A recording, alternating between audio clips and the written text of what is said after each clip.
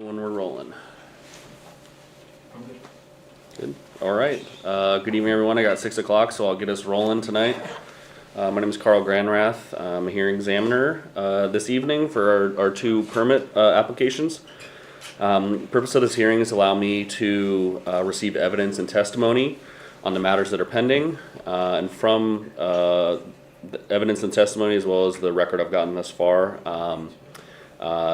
I form a recommendation that goes to your county commissioners, who ultimately make the final decision on these cases.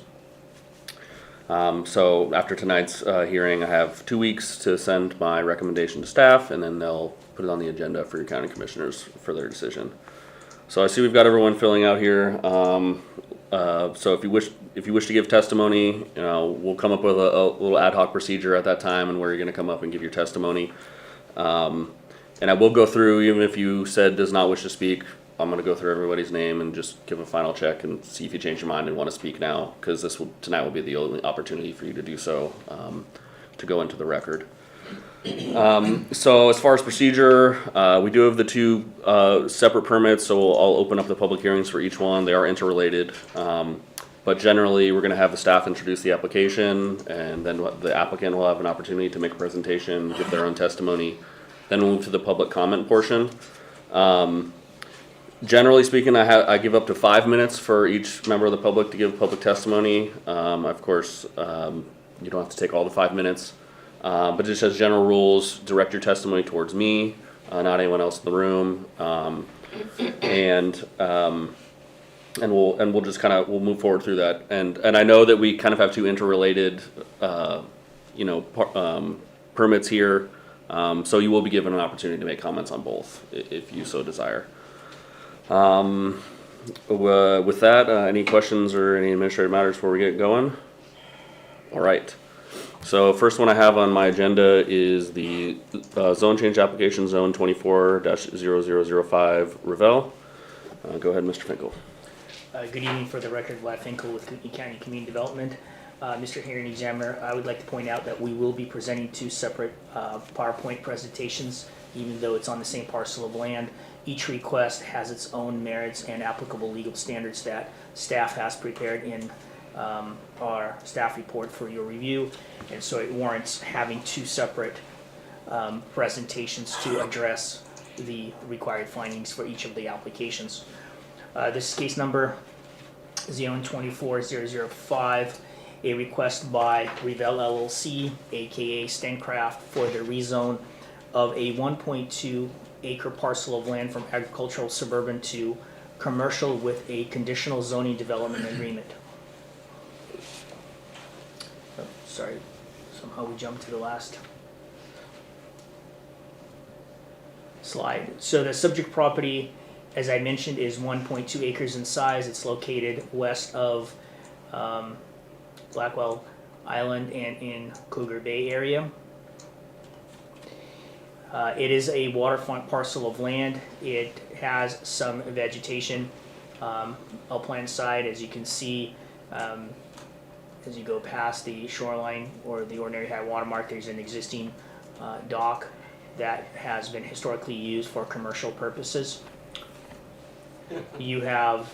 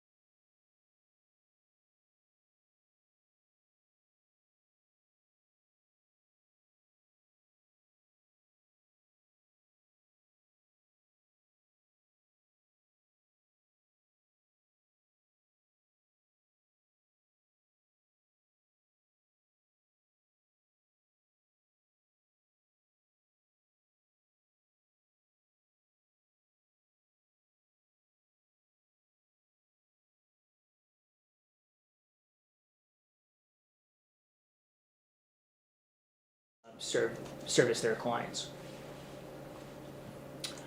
These are the existing photos of the property. As I mentioned, this is the existing residence, and I believe that's a shop on site. During the agency comment period, we got support from pretty much every agency. They were all approving the request. We actually did get 2 letters in advance of the application moving forward in review process from Kootenai County Parks and Waterways as well as the Sheriff's Office, and they did provide letters in support which were included in your packet for review.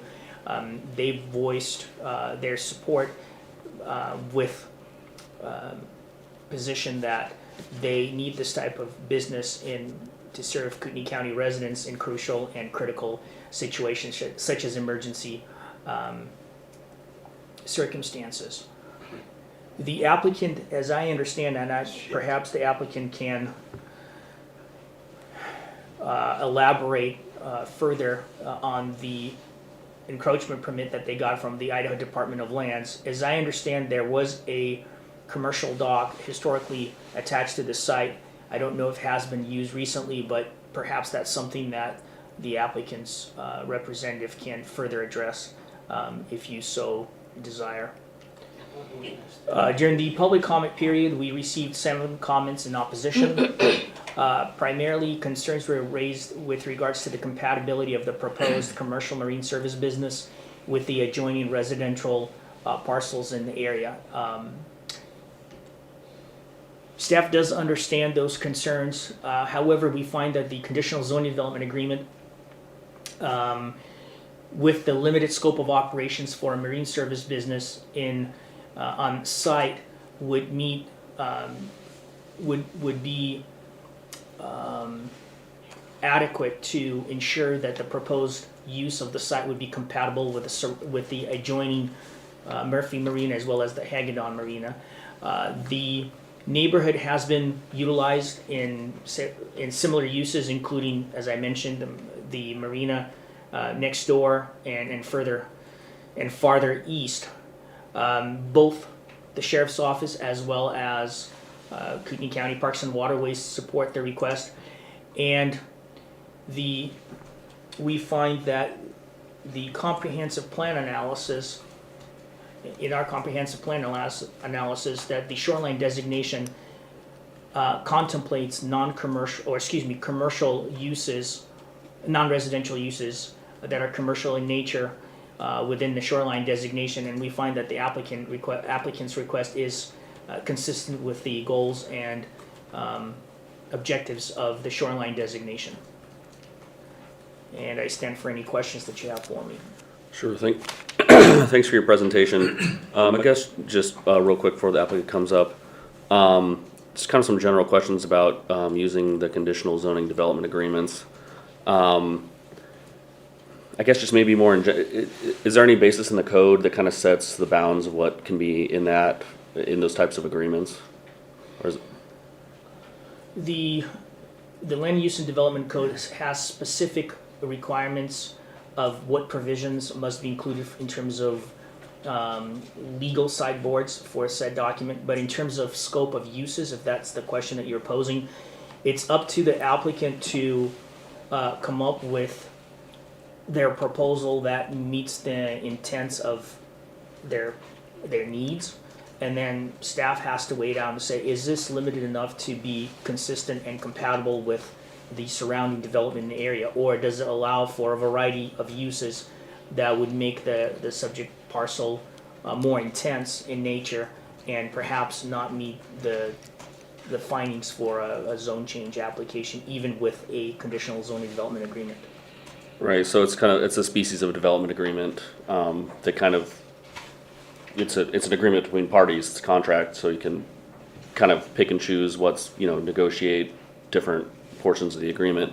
I'm just wondering if the ZDAs are more limited to addressing zoning issues only, say as opposed to the need for a variance or something that could be negotiated within the development agreement. I just want to know if the county has a history of including those types of provisions in these agreements. I would, from my experience, I believe that the conditional zone development agreement strictly addresses the use of the site in limited scope. I don't believe that a variance to the standards can be addressed because it has its own set of applicable legal standards and findings that staff have to make. That is one of the reasons why we have two applications before you tonight. We didn't consolidate them into one to address the applicant's request. But typically, a conditional zone development agreement is a binding document between the applicant and the county to ensure that the limited scope of operations are understood by both parties to be sufficient and consistent with the decision that will be made, so that it limits them from being able to pursue other uses that would likely be found to be more intense than the desired or the initially requested use of the site. Right, so if it was just a normal rezone, and someone else buys it, it gets changed to commercial, 30 years from now, someone else buys it and they decide they want to put up a store or, something that is allowed in the use. And so this is gonna bind the property and only allow for this specific use they're requesting. That is correct. If this property exchanges hands, the conditional zone development agreement would run with the land.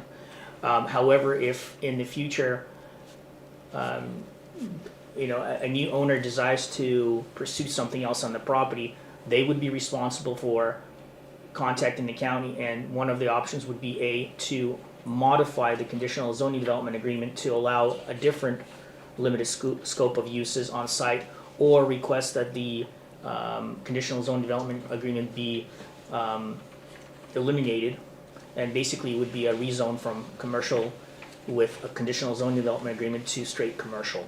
So those are It wouldn't revert back to. It would not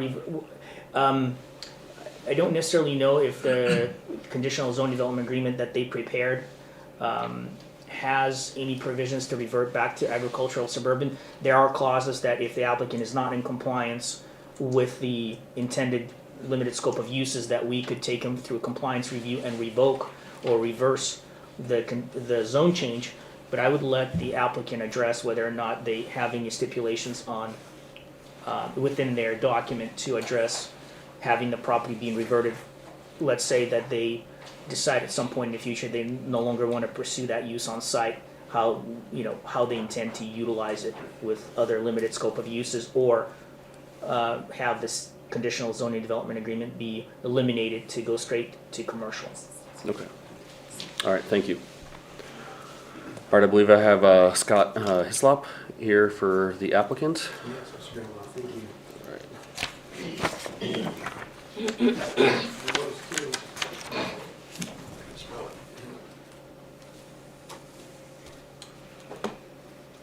Maybe Vlad, I'll just come sit next to you just to see if I don't displace you.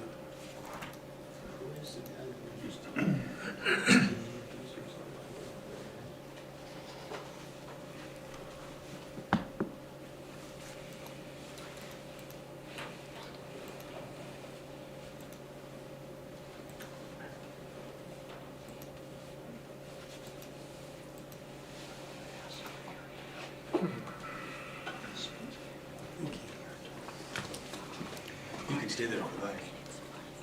All right. Mr. Grandma, my name is Scott Hislop, and I am counsel for Rivelle, which is an affiliate of Stancraft. Do you guys want my address, or do you need that? It's 2936 West Dakota Avenue, Hayden, Idaho, 8335.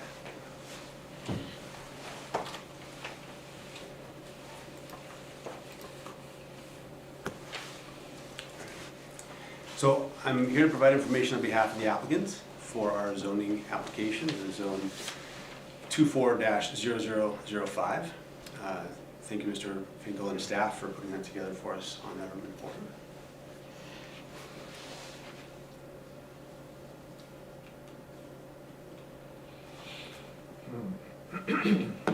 I'll just use your hair. So the staff points out this parcel is located on the north shore of Cougar Bay, historically logging and tug area, a work portion of the lake. The western parcel is a long-time homestead area where people have been using the places for summer activities and maybe even some year-round residences. The east of the parcel is a working commercial marina and a dock building business. And then even a larger marina when you go over to the Hagedon side and RV park. So this traditionally and historically is a working corner of the lake. I'm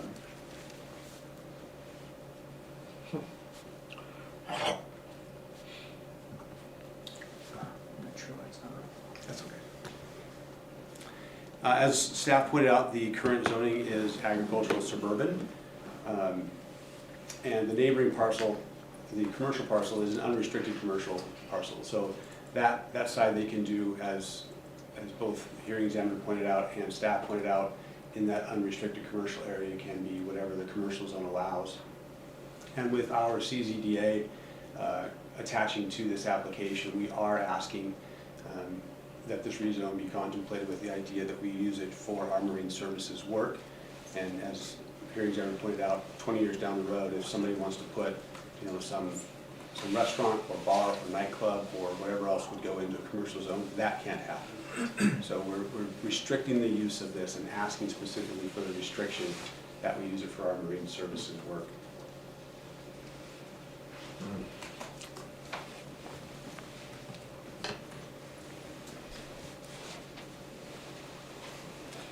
The area itself, looking at this picture, if I can just move this so everyone can see it, do you mind? Or minimize it. Good idea. So looking at this picture on this slide, it's clear that this area is a mixed use in a zone that includes the residential uses, commercial marinas, boat storage, restaurants. The city of CDA has a parcel in there that's got a zone commercial. The highway runs behind there. There's dock storage there on the lake. North Idaho College is across the river. The mouth of the river is there where there's lots of traffic going up and down that as well. And so our rezone request is compatible with this particular area of the lake.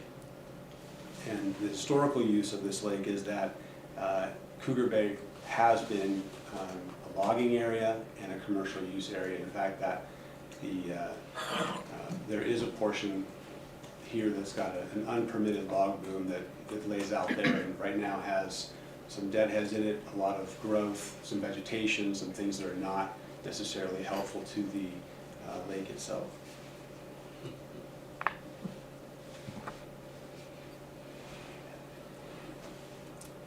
Proposed use. It's important to note, as I pointed out a little bit earlier, that the CZDA is part of our application.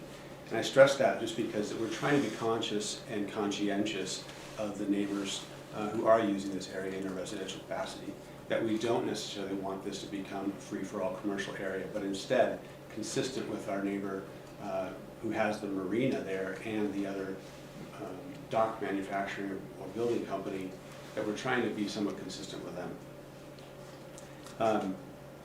Our idea in connecting our property with our neighbors, we have in our proposal to have a fence go up along one side, which is the side next to the residential use. We'll find a separation between our property and the residential uses.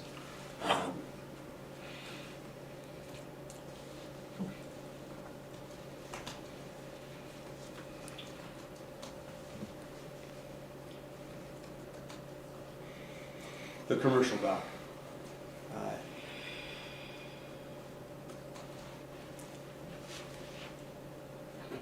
Oops. Sorry, I went one slide too many on my iPad. So we do have a commercial dock on this property. IDL gave us the commercial encroachment permit. We went and asked them about the length of the dock is quite large, and we asked them for moving from just a residential dock because it did exceed the length of a residential dock. I mean, it was way in excess of what a residential dock would be allowed in the encroachment permit, which made us think, wait a minute, this looks more like a commercial dock. So we went back and looked at some historical documents and some pictures, and IDL then allowed us to have a commercial encroachment because it had been used for commercial purposes for decades. No, No, it's never been used for. Never.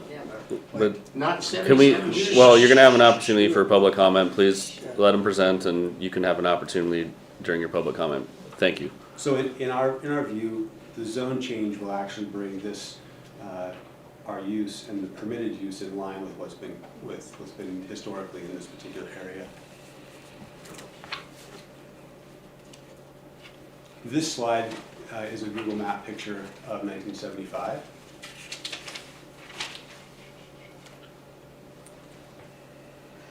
It's pretty clear what was going on.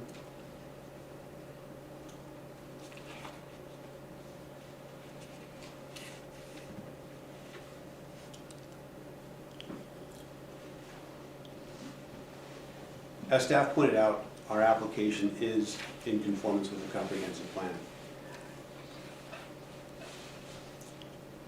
The comprehensive plan has a goal, and that's to adapt to land use regulations and zoning that protect property rights while ensuring the public health, safety, and general welfare, natural resources that, and make sure those needs are met. The objective, the general objective, is to recognize the fundamental importance of the owner's rights to use, control their properties in all regulations and policies, and justify the limitations on those rights. So in this case, Stancraft's use of the rezoned property and its existing commercial dock will serve the people of Coeur d'Alene, of Kootenai County, and so if we then are approved, we will, with the use of this dock, this area in this new zone, support the seasonal shoreline and recreational uses that benefit all of Kootenai County.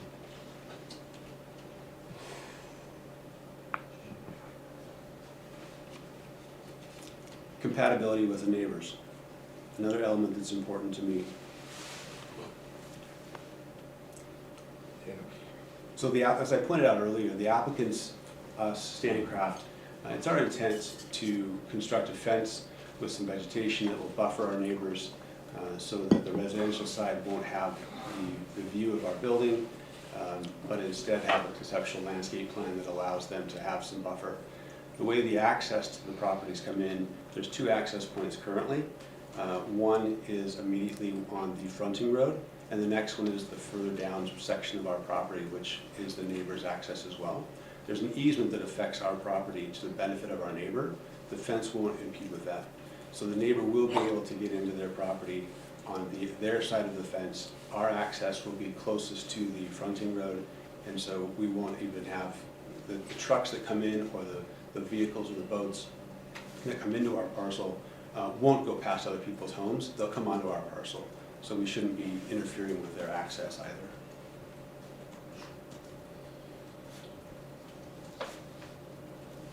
Important to note that this neighborhood itself is the fronting road is feet from, I'd say feet, it's 20 or 30 feet from the highway. So the highway runs right behind it, then there's the fronting road, then there's the parcels.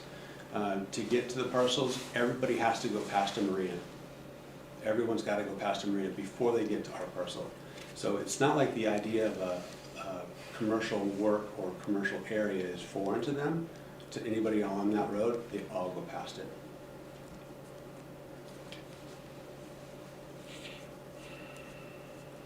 The picture that we're looking at on the slide now is standing on the commercial dock that we have.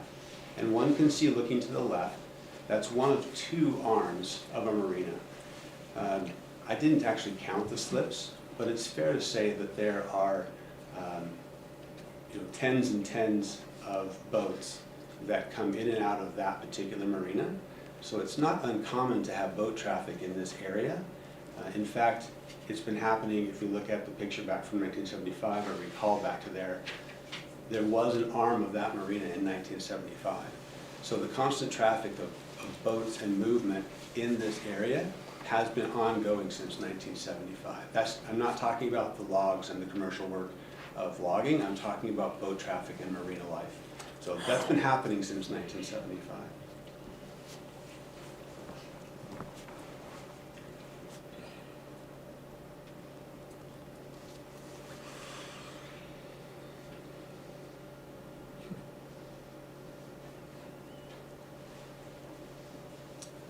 agency support. All right. Agency support. Again, before I get to going into the agency support on this, I want to look at this picture on our slide. This is standing in the middle of our site, again looking towards the water, and one can see the arm of the marina on the left. There's two slips that one can see that are not covered, and it's that area that's been dug out was dredged at a time in the future, or excuse me, in the past. So we've had not just commercial activity, but in this particular area there's been dredging. And so it's gone through hearing before to where it was found that pulling portions of the lake bottom out was a good thing for the benefit of business. One can also see from this picture the sand that is to the right of the dredged area, and one can see the commercial dock that's sitting on the sand. So it's clear the slope of this particular lot is relatively small. It does get, it's flat. And so the ability to use property within this 25 feet, Excuse me, did you say it was flat? it's relatively flat. Thank you. Yeah. So the ability to use this parcel to have access go in and out is an important part of where we're going with this request.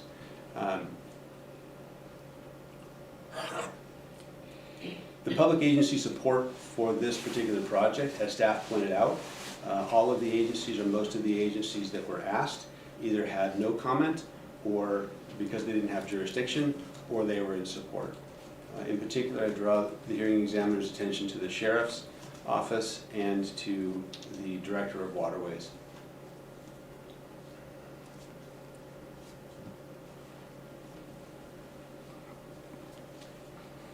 Public benefit. There is public benefit by granting this zone change with CZDA. Namely, there's a positive tax impact for the county of Kootenai. There are quality jobs that Stancraft provides for employees. There is an expedited emergency medical service response time by having Stancraft Marine Services have access to the water from this location. The use of this location for our work will free up and provide space for individuals of the public who want to have access to the water in other ramp spaces. And important to note that the access to and from different portions on the lake, there is a portion currently on the lake that we have access to, but it's a way different portion of the lake. So if we're going to do work or have access, we either have to drive a long distance, so marine response emergency time. A 40-minute response time is different than a 10-minute response time when it's an emergent issue. Moreover, if we have items on the water that need to be fixed or repaired or pulled from the water, for example, in 2020, 2021, the aircraft crash that happened, where do we pull those out at if there's somebody who wasn't dead? We need to have access quickly in a spot where we can do those things. So pulling and transporting tug work or logs or debris across the lake is not beneficial to the lake environmentally or for the public itself. So this location, Central, is also a good spot for us to be responsive to the community and to the people of Kootenai County.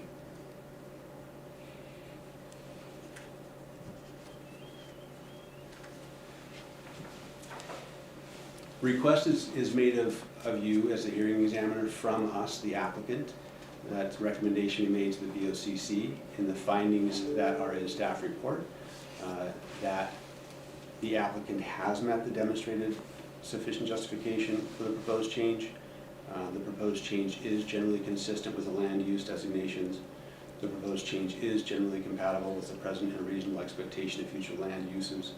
The proposed change is supported and adequate public infrastructure for the range of uses is allowed. The proposed change will not have a materially adverse effect upon the delivery of services.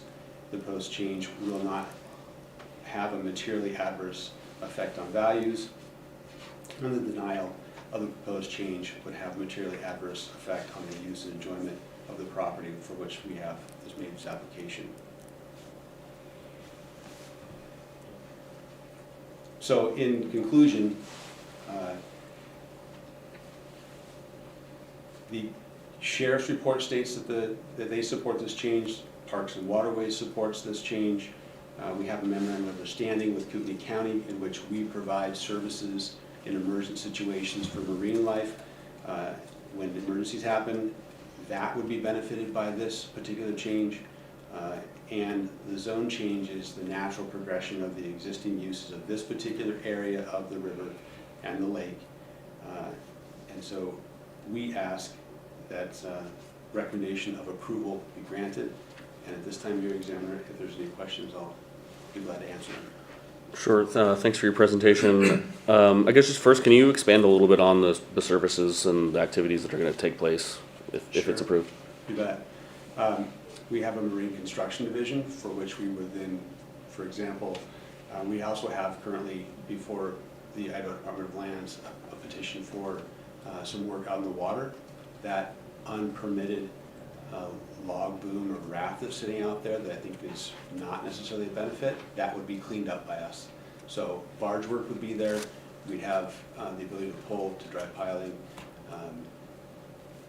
We also then take care of docks that go around the lake. If there are emergency things that happen, we can go from there and have boats go off. We'd have tugs be there and other boaters that come off of there. Marine services would include some putting in of some boats that otherwise some of the stand crafts might come out of there. When triathlons happen, the city is full, other things are going on in the city of Coeur d'Alene, we can use this boat ramp to get into the water and save people from having a bunch of things go downtown. So that's the marine services work that we're looking at. All right, is it going to be open to the public? No.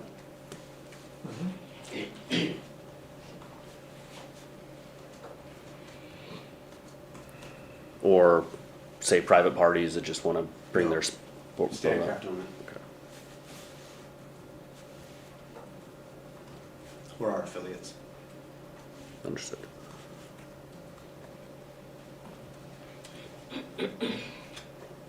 Okay, I think that's all the questions I have for you at this time. Of course, I reserve the right to ask you some more later, but I think I'll keep us moving for right now.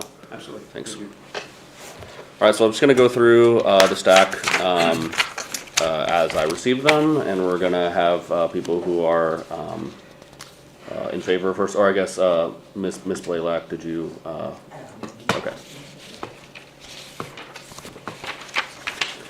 All right, so we're starting with in favor, and like I said, even if you wrote does not wish to speak, I'm going to give you one final chance to see if you change your mind. But first we have Mike Paul in favor, may wish to speak.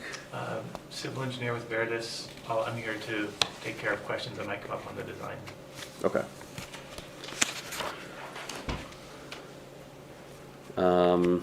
Michael Williams in favor, does not wish to speak. Is that still correct? Yes. All right, thank you.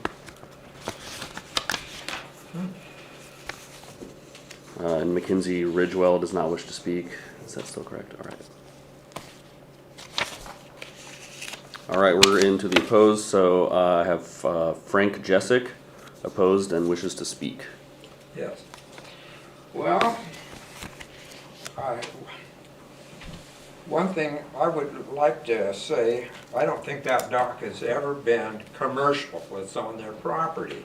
Now, we've been told for years that it is not, and we have been told by IDL that it was it was illegal, and I guess my question to them when it's their turn is going to be, why don't they ever do anything about this stuff? They said it was an illegal dock. They've told us that for years. And I'm telling you, it's never been a recognized commercial dock. And if you have something to show us, I'd like to see it. Yeah, maybe. Oh, and I forgot to mention at the beginning that the staff and the applicant have an opportunity to answer questions or give Okay. rebuttal testimony.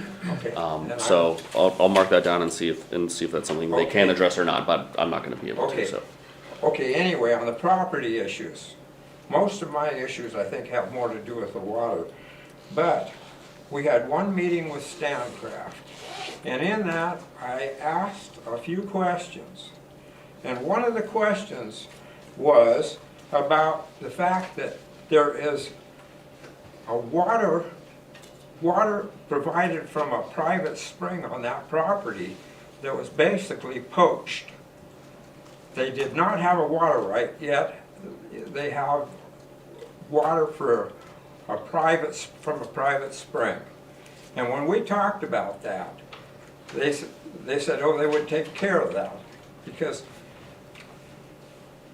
anyway, I want to know whether that was taken care of. Are they on another supply? They shouldn't be on there unless they can show us some way that it was solved.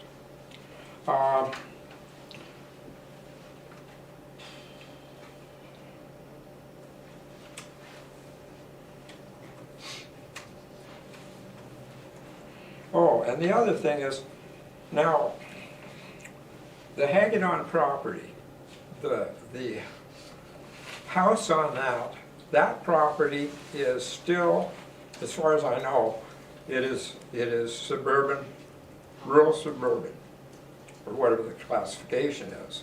So now we actually have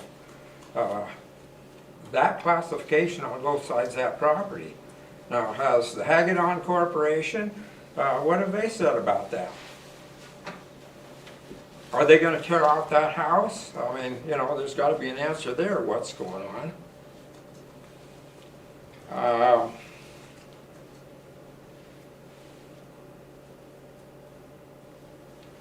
Well, and then just another thought. When you guys were talking about this stuff, you're talking about all of this advantage of having those two marinas right together. Now, my understanding is that the other company, which is Hagedorn, when the captains, people that have the captain's license, have responsibilities to do most of the things you're talking about for emergency services and all this stuff. And if they're right there, and you guys are right here, why I think it would make more sense to have you out at Wolf Lodge Bay.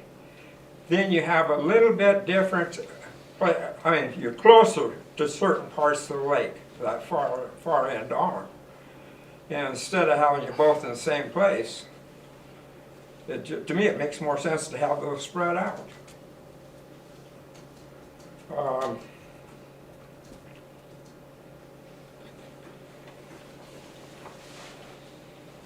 Well, anyway,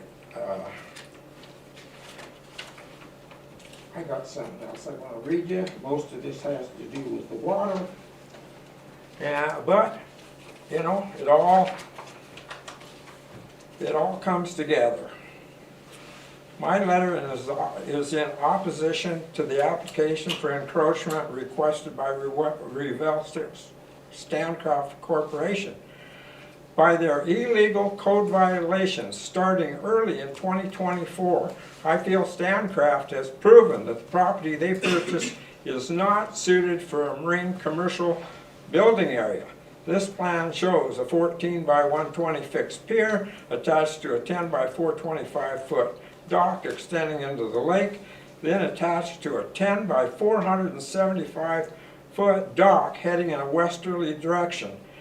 At the meeting point of the dock, they have a 40 by 100 foot work dock. This dock would block the present navigational routes out to the Spokane River for us. Their plan also shows a new navigation route starting at their littoral line for both their access to their dock and work area, and forcing lakeshore property owners to go west out to the main lake, otherwise up into the wetland. All right, that is your 5 minutes, so if you could just try to wrap it up as quick as you can.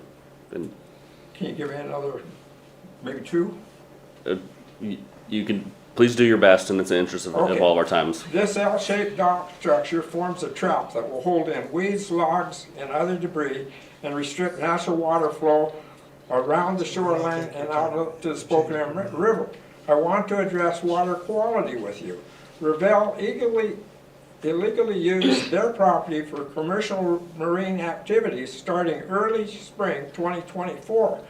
we started getting large quantities of water weeds on our shoreline because they had tugboats pushing barges loaded with materials and equipment coming in from the west where it is very weedy. These tugs tore weeds out by the roots and dropped them along the way to our dock. In mid-June, I started to clean up the beach for summer and found weeds accumulating on the shoreline. And by late June, I realized I had no way to clean the quantity of weeds because they were thick and heavy and filled the whole area between our dock and Ron's dock, which would be the one west of ours, which we've always used as a traditional swimming area. And okay, so anyway, then they began. And you will have an opportunity during the second application that has to do with the variance if you want to use some of that time as well too. Okay, I'll mark my spot here. We'll revisit. Okay, thank you.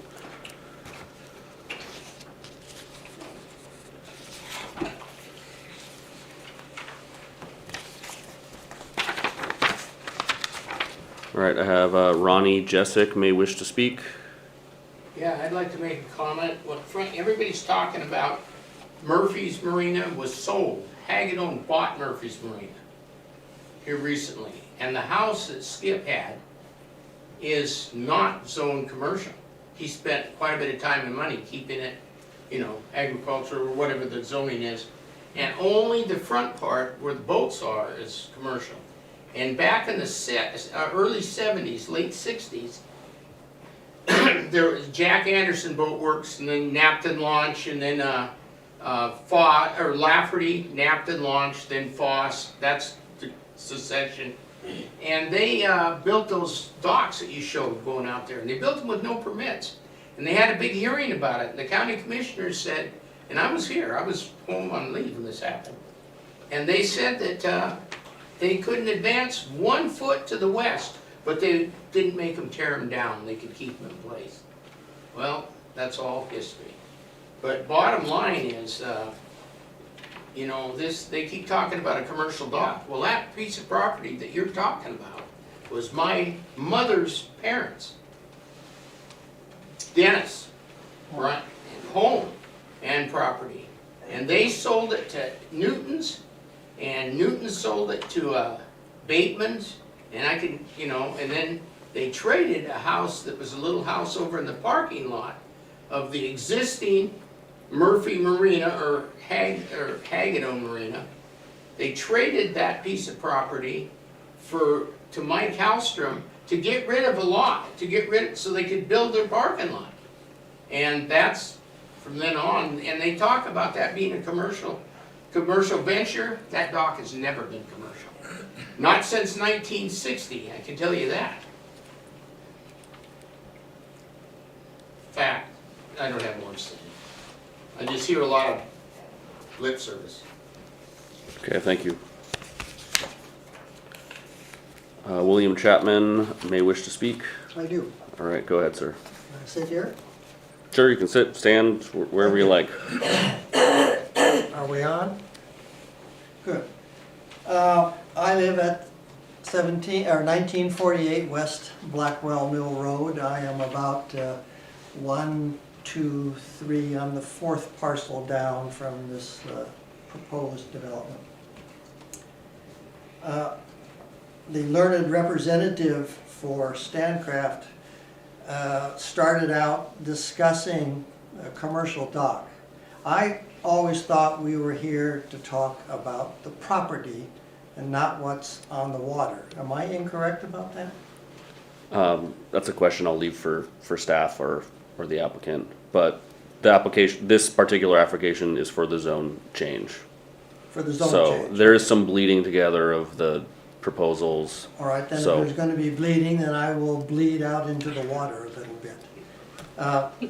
As several of the people who have lived in the area longer than I have, and I've been there for 30-some years, have mentioned, there is not one single piece of legal documentation that shows that dock to be a commercial entity. And if our people back here would like to produce that document, I would love to see it. Okay? There's been a lot of talk about Napton Launch Company. But as near as I can tell, Napton Launch Company, one, never had a permit for a commercial dock. Okay? And the only permit that was ever issued for it to become a commercial dock was issued last November by IDL. And IDL issued that permit without having the statutory authority to do so, because they held no meetings like this meeting. They held no notification to people in the area that they were going to do this sort of thing. They just did it on their own. So for him to come up and say that this is a commercial entity is not truthful. I don't know how else to put it. It is a fabrication, sir. Okay, so I wish to make that point right away. I would like to talk to you about people's property. As you know, every single piece of property to the west of the parcel in question is zoned rural or agricultural suburban. There is a restricted residential property immediately adjoining it to the east. So this thing is sandwiched between either residential or rural suburban agriculture. Okay? There may be a commercial marina out to the front of that residential thing, that's true. Okay? But the majority of the property is either residential or rural suburban agriculture on all sides. Okay? And it was specifically put that way by Mr. Murphy because that's the way he wanted to have his marina. He wanted it that way. I would like to bring up the question of the water supply, which was mentioned by somebody. There is in fact an agreement, and I don't know, sir, whether you have the data concerning the water supply that I have submitted or have had a chance to review it. Have you seen that? I'm not sure, was that? It was one of the public comments that was attached to the staff report that administrative staff sent to you last week. Okay. I believe it's Exhibit P7 that addresses the water supply agreement. Yeah, I'm not recalling details, but I can. So surely there's a review it again. document in there which goes back into the 1930s about how the community water supply was started and who gave what to whom. There's a document that describes how much water each person can get from this community supply. And then there's a further embellishment on that in the late 70s, early 80s, which expands on that even more when they improve the community water supply. So that parcel of land is only allowed water for a family, and for 2 cows. Yes. Sorry, but it's 2 cows. And it's not allowed anything more. So I don't know how you're going to rule eventually, but if you rule in favor of them, they need to have that restricted and taken away from them. They can't have commercial use of our community water supply. The next thing I'd like to talk about is That's 5 minutes, but if you could have maybe one final point. could I have my wife's 5 minutes? She's next on there, Judy Chapman. Yeah, maybe there's some things you could, I'll let you go like a little bit over because I just did for one of the other gentlemen, but maybe there's some. No, I don't want to go over, I just want to use her 5 minutes. That's not part of our, we have a procedure for having group representatives, but Okay, then I'll try to go a little further. Can I have that benefit slide please? It was on your computer, showed their benefits.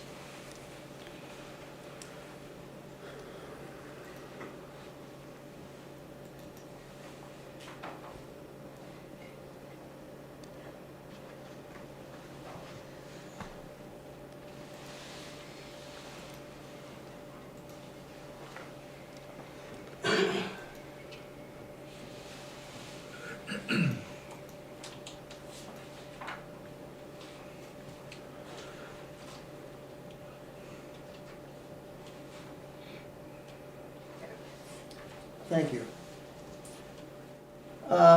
Look at the second item, memorandum of understanding between Kootenai County and Stan Marine about emergency services for quick launch location.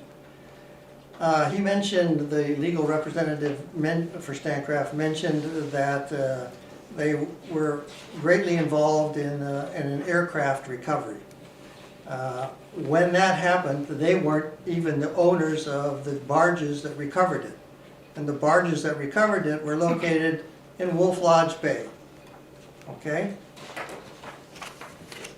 So there's a lot of stuff in here that's misrepresentation. Provides a marine service business to serve Kootenai County waterways. There are already 7 people who have marine services on Lake Coeur d'Alene. Already 7. And they're number 8, and they got theirs because they bought the 8th one. Okay? Okay, I'm gonna have to cut you off here, sir. I apologize. I need to maintain the proceedings moving forward. Fine. All right. Thank you, sir. Thank you. All right, Sandra Mack-Jessic may wish to speak. That's me. I'm the property owner next door, and there's been much talk about the road. There is no road, it is our driveway that we share. And over the summer, they've had as many as 8 huge trucks running up and down our driveway. My grandkids won't come there. The dogs are scared to death because these people are racing around, moving their stuff everywhere. Huge equipment. And their boats out there, they don't observe the no wake zone. They drag all this garbage in, and we talked with the lands and water, or whatever that department is, and they say, whatever washes up on your beach is your problem. So I don't think that's right. They shouldn't foist that onto us. Okay, thank you. And then I've got another Jessic, but I'm not being able to read the first name. Lee? L-E-T-A? Yeah. Lita? Yes. Okay. Does not wish to speak. Is that still true? Yeah, I think it is. Okay. And then Judy Chapman? Talk about this. Yes, you can. Right there.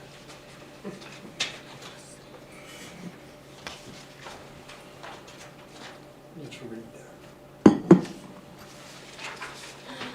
Okay, I changed my mind.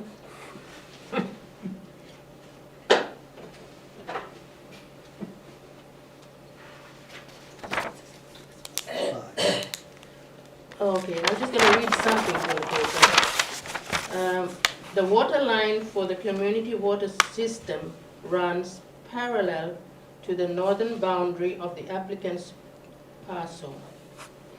And their planned septic drain field will be almost directly overhead of the water line. So that doesn't seem right. I have made no mention of the increased traffic flow on the small road leading to their property. The probable delays in traffic flow with large trucks entering or leaving the property, and more delays with vehicles moving boats to the site.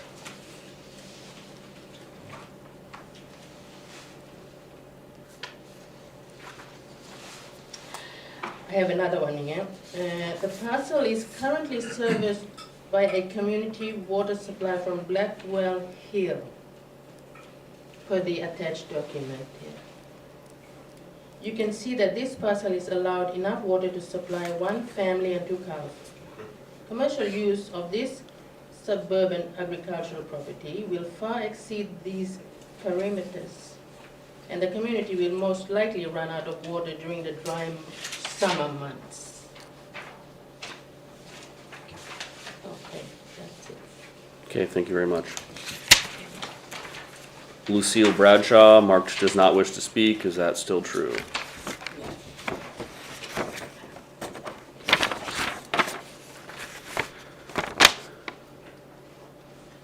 And I believe we have Bradshaw, Dell Bradshaw? Yes. You did not mark anything. Do you wish to speak, sir? I've only got one question. Okay. All the people that are endorsing this for the Stancraft Corp., has any of them even been down there to look at that situation? I mean, really look at it. And look out front of that, the view that they have now. You know, it's just being taken away, taken away, taken away. Now, Stancraft supposedly said that you're gonna do a lot of stuff for a boat club down there, never talking to any of the owners of the property. You know, oh, there's the truck right on our Show them, picture of our driveway. go show them this is what they had. Go show it, Do you mind? Sure. show these pictures. Now, this is a closed road. This is access to their homes. Okay? This is what they're doing. Oops, excuse me. Has any commissioners been down there to look at this? Nobody seems to care? Just I'll okay. go down. We have to take it into the record, I guess. If you Are these photos you want submitted to the record, or do you want them back? Yes.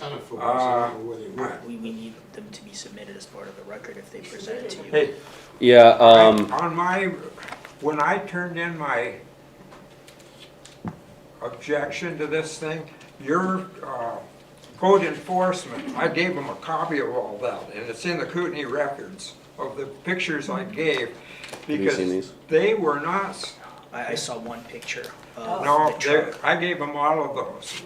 but this is reintroduced as part of the public record for tonight's hearing. So my understanding is it has to be part of the. Yeah. Since I've looked at them, can we please keep those pictures and have them a part of our record? Yeah.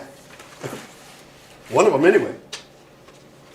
They're I would give nearly. you a copy of them. Yeah, we can send you some. I can send you some. Yeah.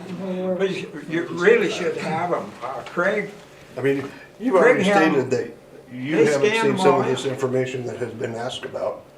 And, you know, maybe they've already got this. oh, have you got a copy I of all don't- of those? Hey, I don't remember seeing those pictures in the record. I do know the document he was talking about. We can go scan them right now if that's. Okay. Yeah. Let's. We're gonna have them get them scanned in so we can. Sorry. Thank you for problem solving, Okay. Jocelyn. Written in the record is And I don't know, 18-1002. different ones. How many pages should I do? Whichever ones he wants to see as part of Do you the want to record. send them? I don't know what they're doing there. But this is Okay. something that, okay. and this was all done with no permit to work out of there. Okay. Yeah. Illegal. Yeah. Okay. Is that the end of your comment, sir? Yeah. Okay. For me Thank you. right now, yes, thank you. Thank you very much. And then I do have a couple does not wish to speak, so I'll double check with you. Keaton Brown, do you want to speak or no? Okay. And Diana Dodge. Okay. All right. So that is the end of the public testimony for this. Oh, Zoom. We have several people on Zoom, Mr. Hearing Examiner. All right. Do your best to let them in. Joe Brown, if you would like to speak, go ahead and unmute yourself. Yeah, I'm not sure this is appropriate now or not, but definitely in favor of the proposal. Was that in favor? Did you say? Or Yes, okay. yes. Who is this guy? His name's Joe Brown. So who is he? Joe Brown. If you could just Is he state, resident? Is if he- Mr. One of the 10 people at 1980 West Blackwell Mill Road. Okay, thank you for identifying yourself. Would you like to give public comment? No, thank you. Okay. Thomas Burns, if you would like to speak, go ahead, unmute yourself. Yes, I just, can you hear me? Yes, and just please state your name and address for the record. Yes, 1522 East Brockwood Boulevard in Spokane. But the residence that we occupy in the summer is at 1980 Blackwell Mill Road. And I am the business manager for the sailing club position about 5 properties west of the Stancraft property that's under question this evening. And I'd just like to say that our membership, some 9 serious sailors, have unanimously and enthusiastically supported what Stancraft would like to do with their property. We understand the concern on some of our neighbors up there, certainly. And I think there probably are some serious questions regarding water rights.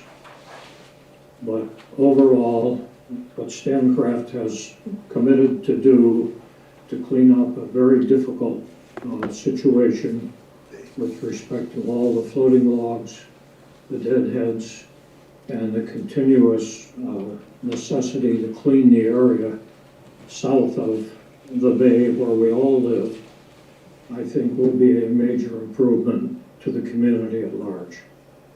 So consequently, our club has given its total endorsement to this project. And that's all I have to say. Okay, thank you, sir. You bet. Daniel Bolton, if you would like to speak, go ahead and unmute yourself. Yeah, Daniel Bolton, also one of the sailors from 1980 West Blackwell Mill Road. Nothing further to add to the other sailors' comments. Okay, thank you. Lastly, we have Scott. Go ahead and unmute yourself.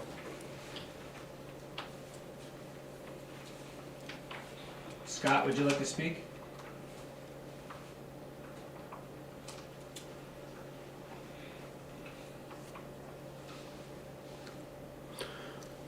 Okay. All right, that is going to do it for the public comments period for this application. Going to kick it back to staff and or the applicant to, well, first I guess I'll give you an opportunity to address any of the questions or offer any rebuttal testimony. I will have a couple questions, but you might answer it before I ask it, so I'll give you that opportunity first. If there's anything either you want to address right off the bat. Unless you have questions. Thank you, Mr. Examiner. Looking through my notes here, let me see what I've got. I suppose I can kick off with a couple, maybe topics, and it'll spur you to some other things. So, I guess, and maybe Vlad, you can take a crack at this first. I mean, what implication does the dock and the history of the dock have on this proposed change? I'd like to clarify and point out that staff's responsibility is to review the matters of the case that are above the ordinary high water mark. Anything that has to do with ordinary high water mark and upland. With that in mind, the only reason why staff mentioned the approval of the IDL encroachment permit for a commercial dock is to put the public as well as you on notice that they're working simultaneously to address the future use of the site through both the state and Kootenai County for the enablement of such facility on site. Whether or not there is any ongoing issues with non-permitted structures in the water or any use of the lake in a non-compliant manner would have to go directly to the Department of Lands. We don't have that authority, nor can we get involved to investigate whether or not there's anything ongoing in that regard. Our responsibility, and I want to clarify that the purpose of the zone change application is to assess the compatibility and consistency of the existing environment and development in the area, including the zoning designation and the comp plan designation in comparison to what is being proposed. That is our obligation. When it comes to water or any improvements on site, like infrastructure improvements in terms of water and access, the subject property has access via a public road. In terms of water, the applicant will have to address that once they apply for building permits, should this application for a zone change be approved. So I want to make clear that this is limited to the sideboards of a zone change application and the applicable legal standards that apply to that. Okay, thank you for that thorough answer. Thank you very much. May I just make a comment, because he just made a comment? No, the public comment period is over. Mr. Hislop. So the applicant agrees with staff in that we're dealing with a rezone. We're not dealing with anything from high water mark into the water. However, that being said, the concept of the rezone is what's happening around this property and what is reasonable around this property. And that is necessarily the commercial activity that's happening around this property. So that's the reason why we've talked about the commercial dock. That's the reason we've talked about the history of the area itself. But as staff points out, this before you is what makes sense with this particular property, following the code that's laying out in front of you. So it's only to help give you, the hearing examiner, a picture of what's happening around the property to help with the idea of what the property can and should be used as. Okay. And accepting that and agreeing with those general bounds, can you maybe comment on what water might be used by the parcel later on? Is it going to be connected to city infrastructure, or is that stuff just not even being contemplated yet? At this point, the property, as when we purchased it, does have the right for some use from the water system.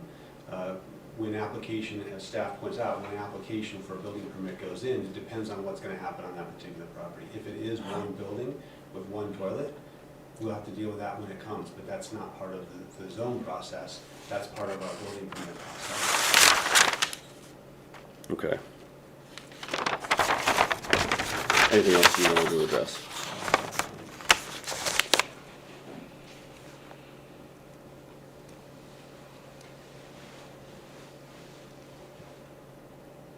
I do want to make a point of clarification. I'm not sure that my comments were taken or understood when I talked about the aircraft that went in the water. We didn't do that. We didn't have ownership of that entity at that time. I was using that as an example of, and I did say the words that if somebody were alive and needed quick access, this would be a spot to do that from. I didn't say that we did the work, just saying that this is a spot on the lake where we have quick access and we can fulfill our MOU with the county better at this location or in conjunction with other sites.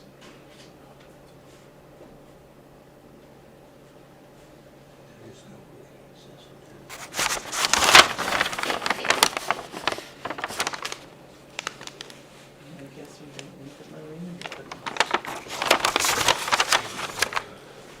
That's it. Okay.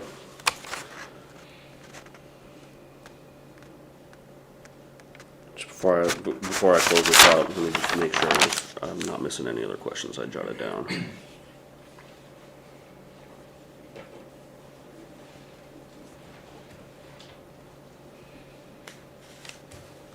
I guess, can you just speak briefly to,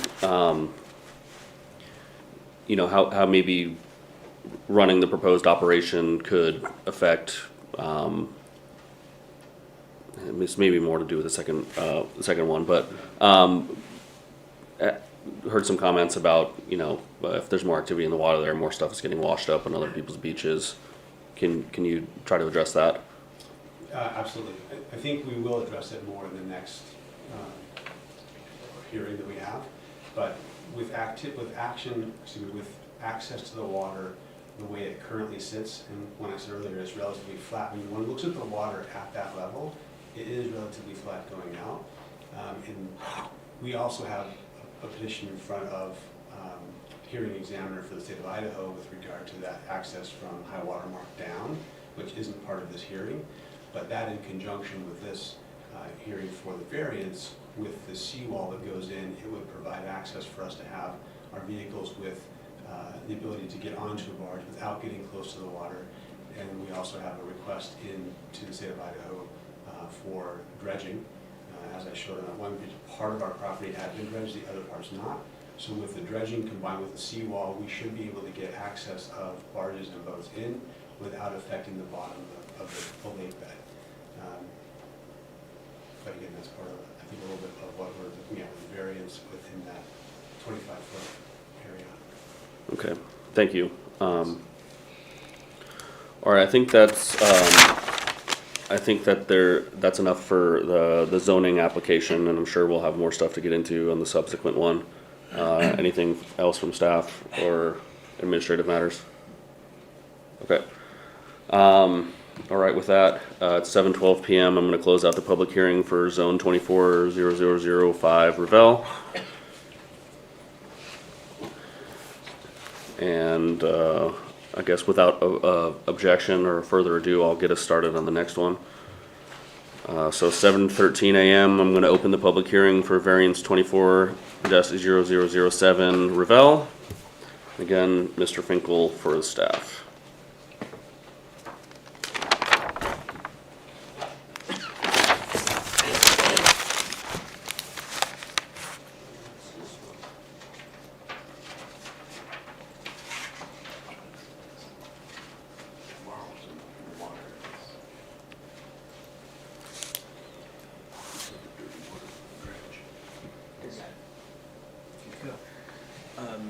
Mr. Hearing Examiner, I'm not going to bore you with the introduction slides that show the location of the property. Obviously, we have been discussing this for a little over an hour, but I'll get into the specifics of the variance request.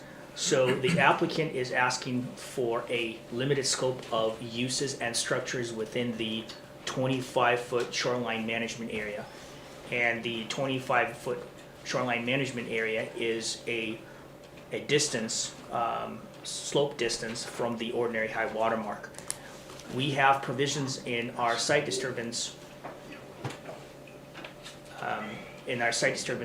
chapter of the Land Use and Development Code that specifies specifically allowed uses within that buffer area. And it has some exceptions, but none of the improvements that the applicant is proposing are meeting those exceptions. And they would like two things they would like to do. They would like to construct a seawall or a bulkhead for staging area. So they basically would like to create a flat or relatively flat surface to stage their equipment, as well as any material that they would be transporting from on and off the barge. And they would also like to construct a boat launch within that 25-foot shoreline management area, which is both of these structures and use of the land in that regard are currently prohibited within the shoreline management area.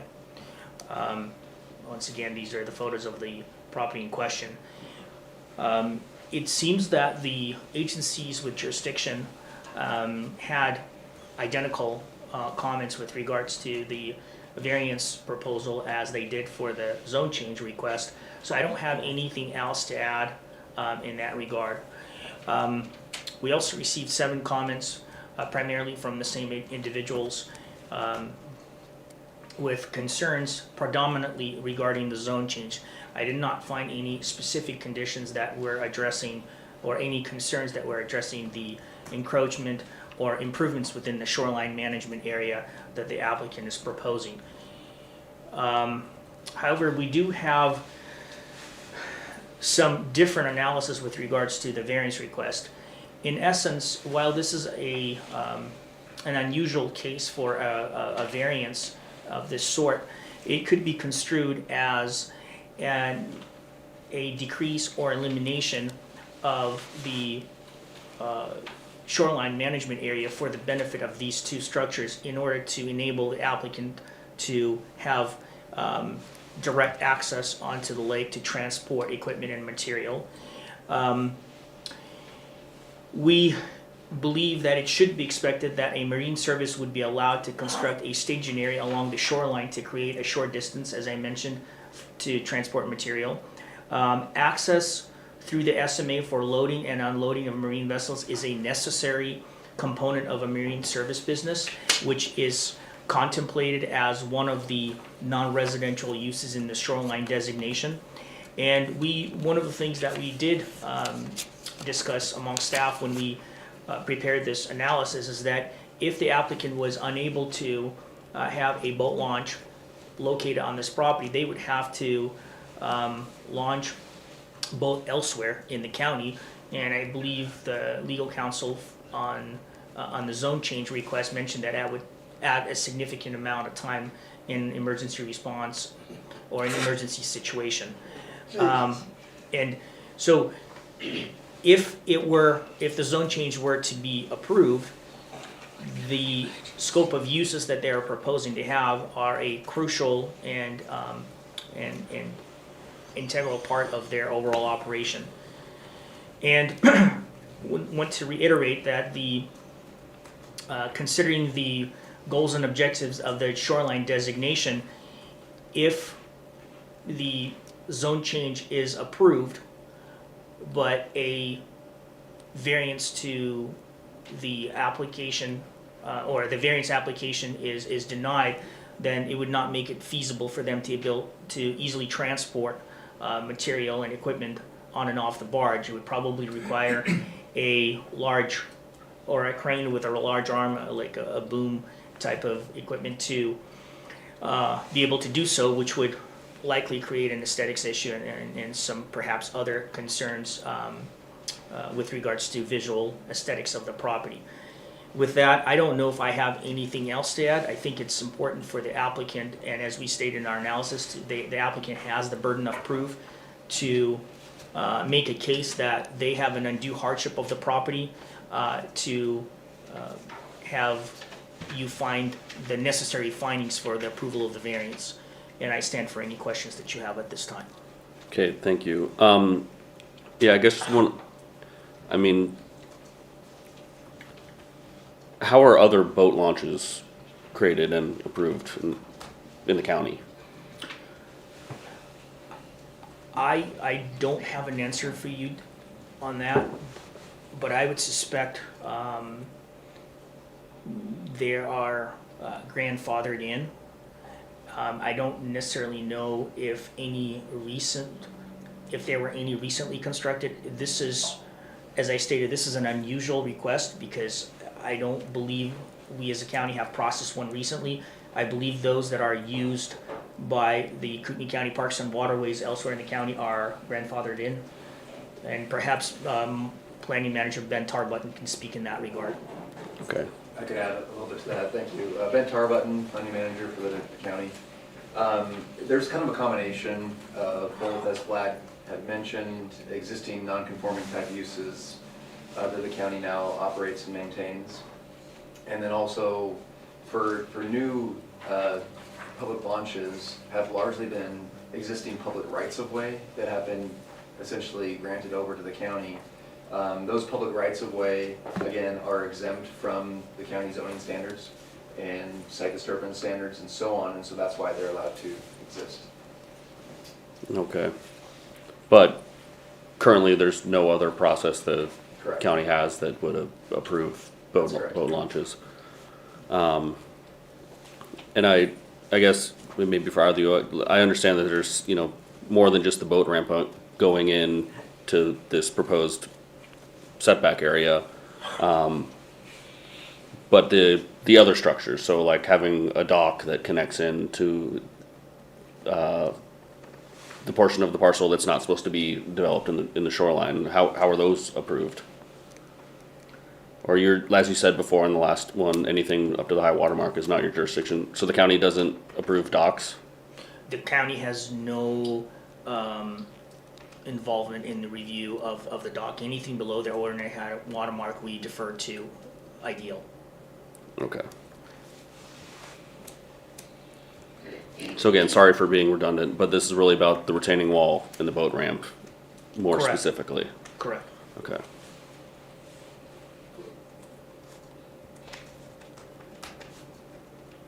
And the retaining wall is not one of those, I think, 12 allowed activities? That is correct. That Okay. is correct.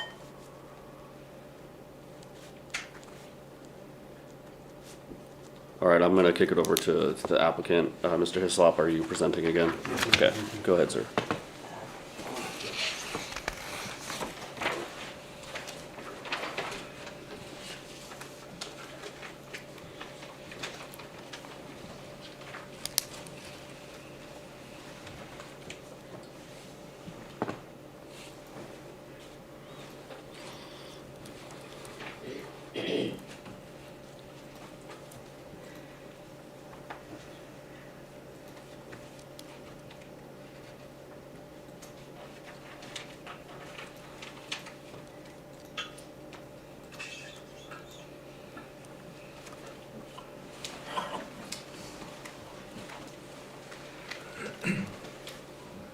Great.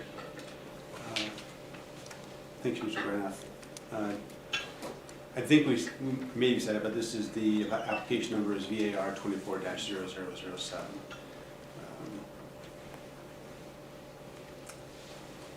Like staff, I'll skip through the parcel information. Is there? We're showing something different than what we're got on here.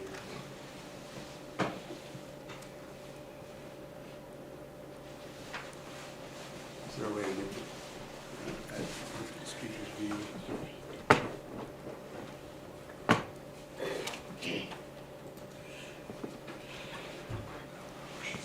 Excellent. Great. Thank you.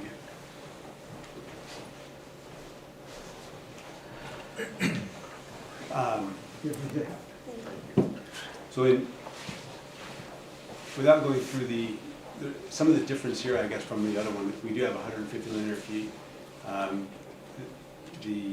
We are talking about the area that is landward of the ordinary high water mark, nothing inside, and we are asking for the seawall and the boat ramp.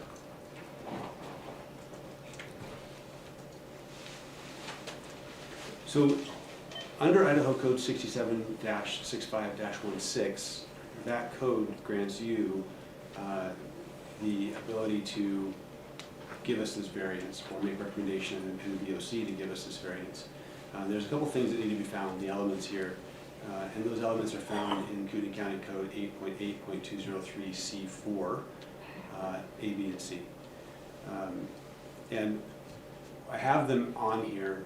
I'm not going to read through all of them, but instead just kind of hit some of the highlights. The required findings are that the applicable procedure requirements have been met. That's one. The fact that we're sitting here, staff report, that's satisfied. The next item is that there's an undue hardship that exists because of the character of the site.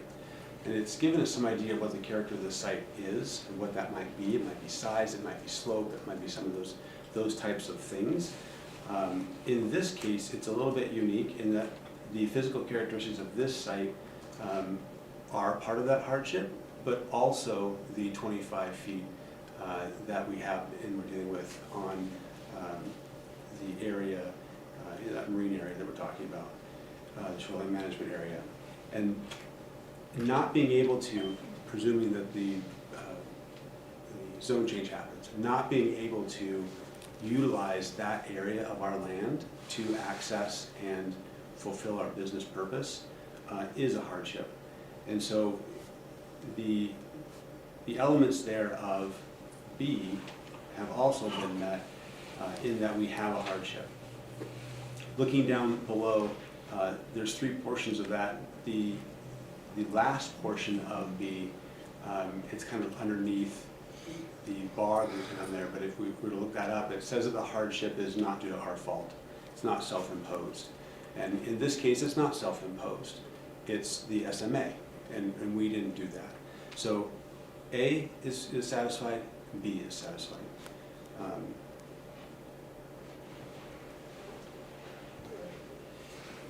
The third element that we need to show that the variance will not be in conflict with the public. This is pretty broad, but we do have 3 elements of this as well.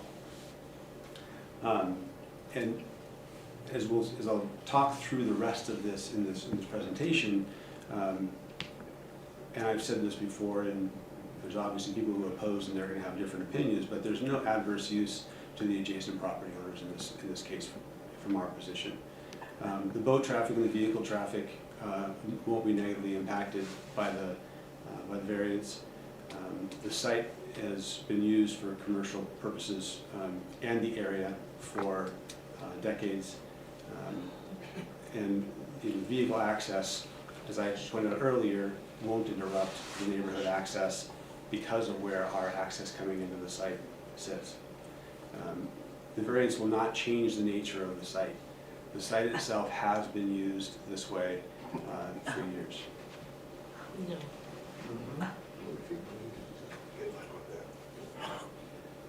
And also, the variance that we're asking for is in compliance with the comprehensive plan. Third, the variance won't adversely affect the health, safety, and welfare of the citizens. The variance itself will enhance the health, safety, and wellness of the citizens of Kootenai County based on the MOU that we have, other public grants being open, looking at evidence that the sheriff put in, Parks and Waterways put in. It's clear that there's other agencies that are independent and not favorable, well, don't have a vested interest in Standcraft, that are believing that this is a health and safety and wellness benefit to the community. So the elements of 88203C4 are satisfied.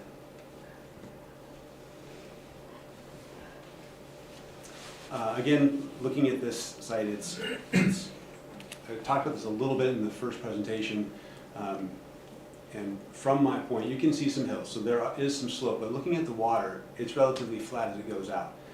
One can see where the dredging happened. We're asking for the seawall to be placed where that, approximately where that dredging is, or I'm estimating, because I don't have it on this screen, the topography and the engineered drawings, but essentially the concept is vehicles and material can be loaded on 2 vessels reaching into the water. The vessels can come closer to the seawall because we have the seawall plus the dredge, and it won't require vehicles or craning to go out into the area where it would be harmful to the water. Basic public agency support. Again, I keep hitting this and it sounds like a broken record, but it's true. There is not a governmental objection to this application. There just isn't one. Those that did, who had jurisdiction, have been in favor. Those that don't have jurisdiction said so.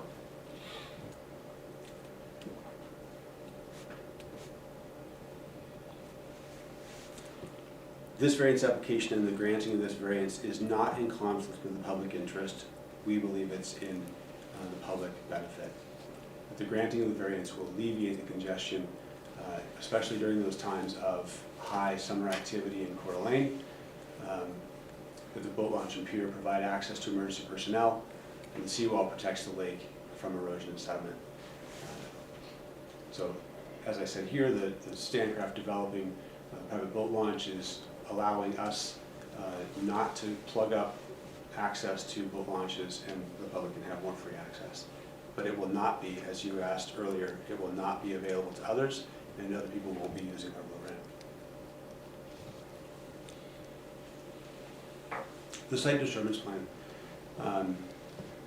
Here, this is the drawing, and one can see where it goes. One can see the ordinary high water mark.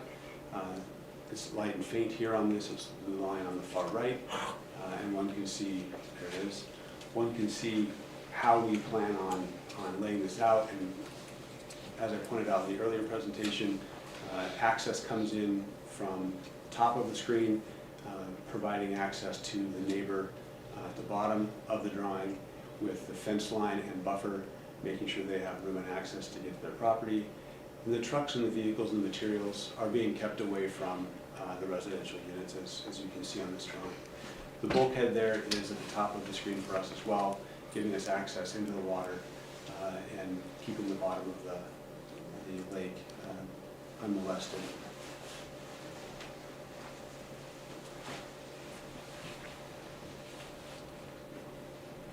One of the things that we're charged with doing is making sure that we keep and maintain all the stormwater. Here we show the stormwater retention pond. At the bottom is the gray area right there.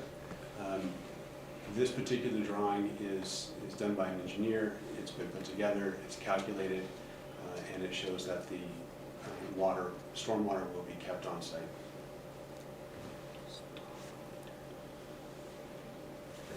Comprehensive plan conformance. Again, our variance is not in degradation of the comprehensive plan. Instead, it follows the comprehensive plan. We are submitting this, the applicant submitted this with the zone change to the conceptual stormwater plan. We're trying to put a package together that makes sense and is reasonable and allows us to take care of our business, but also take care of our community and also preserve what we can for the neighbors. Important on that last, second to last bullet, the comprehensive plan also states that any non-residential use should be limited to services needing support resources, seasonal shoreline recreational uses. That's exactly what we're asking to do. We're not going to be a residential use, but we will be providing that support for seasonal shoreline recreational use.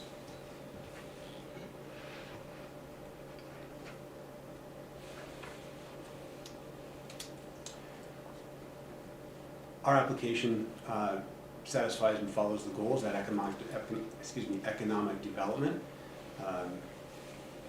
Here, I've pointed out that the Board of Commissioners of Kootenai County believe that commercial and industrial development should be located in areas where adequate supporting infrastructure exists.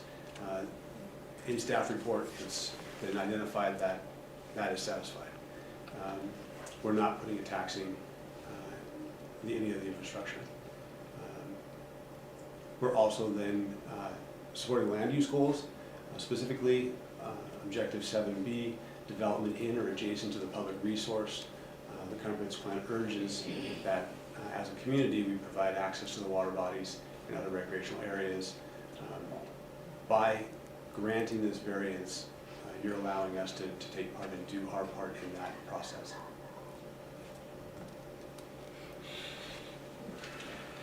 In summary, Stancraft is seeking to utilize a portion of their property in a manner that would otherwise render the property unbuildable. That 25 feet set off, and presuming that the zone change happens, if we can't use that, we can't have access and use the property the way it should be for our benefit and for the benefit of the community. So, without reading each of those lines on the summary, we believe that we've hit all of 8203 and satisfied those elements. I keep hitting about the sheriff and the water, but it's so important that somebody who, again, is not financially part of Stancraft, but instead has the public interest at heart, safety, public welfare, finds this a valuable asset to the community. I think it just needs to be highlighted. And we do meet the Idaho Code requirements in that the undue hardship exists due to the shoreline management area restriction. It's not of our doing, and I ask that you make a recommendation to approve the variance. Are there any questions? Thank you for your presentation. I think I might wait to see if some of the stuff gets addressed from public comment, and I might have some questions for you after. Great, thank you. Thanks.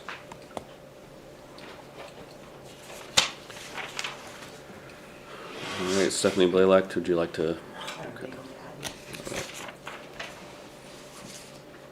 And Mike Paul. Same. Mackenzie Ridgewell still does not wish to speak. Okay. Michael Williams does not wish to speak. And William Chapman. Opposed wishes to speak. Thank you, sir.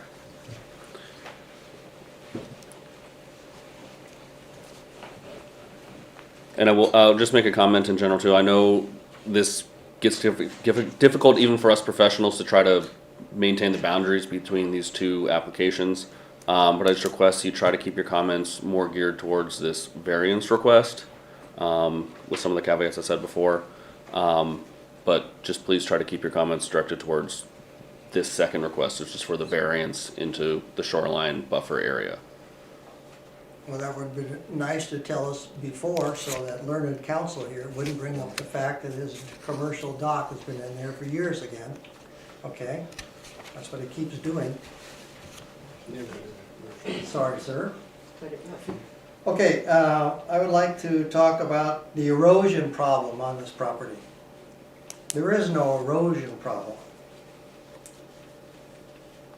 The soil is stable.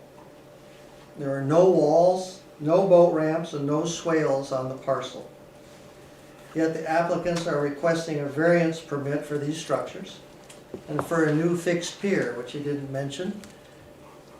And between the retaining wall, the boat ramp, the fixed pier, and the swale, he's taking up the entire 150 feet of his shoreline. No place that I know of, and perhaps Vlad can embellish this, but no place that I know of on the north shore of Lake Coeur d'Alene has a 50-foot long swale 2 feet above the high water mark, which is going to be flooded every flood season when the spring runoff comes in. Can't think of one other. If you can, Vlad, maybe you'll let us know. The stormwater runoff is going to go right to the swale. And as I said, the floods that come every year, every spring, these floods are going to go way up and they're going to flood the swale, and everything that's in it is going to come out into the lake. So I'm against that particular sort of approach. And I guess what I really would like to know is why do we have the shoreline ordinance in to protect it? And why do we keep giving these variances which are not going to protect the shoreline in any way, shape, or form? We got back to mentioning the sheriff's office again and how important it is that they be able to respond quickly to an emergency. Now, I know a little bit about emergencies since I've been doing them for 50 years. And I can tell you that the fact that they have a boat at their particular dock and a boat that's right next door isn't going to make any difference to the emergency. Because in a real emergency, you either have to be there on the site when it's happening, or get there within 5 minutes. And none of these things are going to be satisfied by this particular letter from the sheriff's office. I would also like to mention the fact that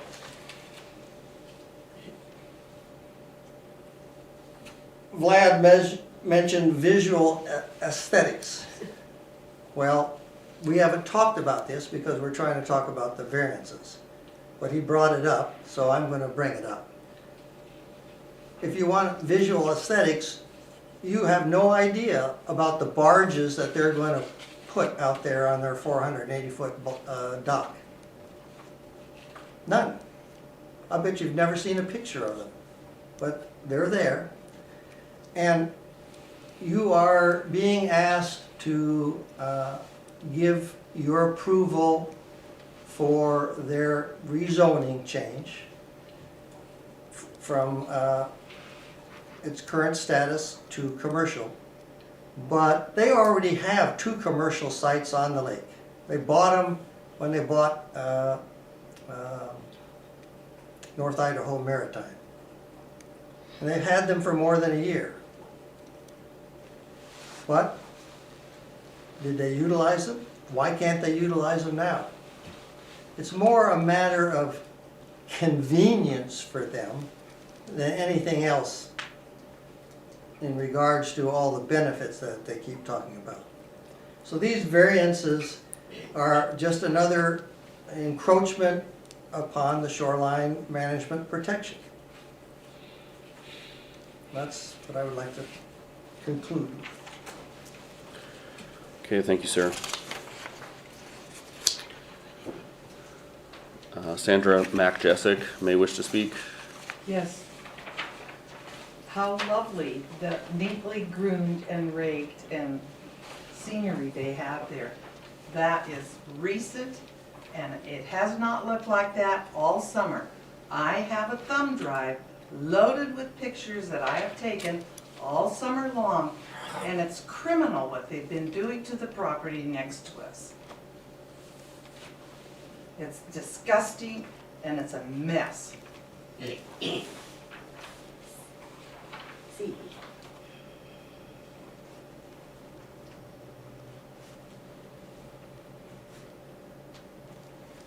Is that, okay, thank you. Ronnie Jessic may wish to speak. No, no comment. Lita Jessic does not wish to speak. Is that still correct? I might just have a question or comment that I'm very concerned about.